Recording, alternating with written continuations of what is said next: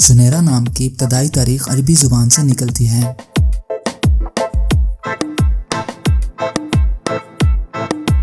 जुनैरा एक इस्लामी नाम है।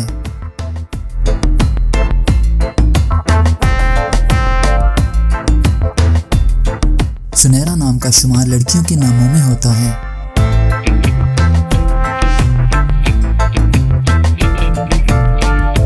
जुनैरा नाम का मतलब जन्नत में मिलने वाला फूल है।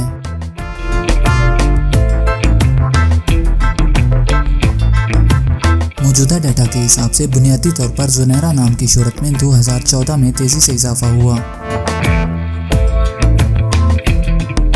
जुनैरा नाम की पॉपुलैरिटी का ग्राफ आप 2004 से 2020 तक देख सकते हैं।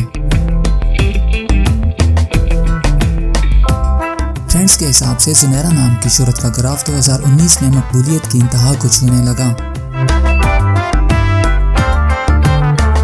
इस्तेमाल के लिहाज से जुनैरा नाम पाकिस्तान, यूएई और सऊदी अरेबिया में कसरत से इस्तेमाल किया जाता है।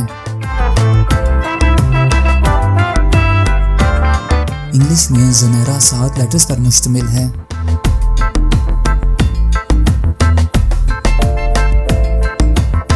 उर्दू में जुनैरा 5 हरूफ पर मुश्तमिल है।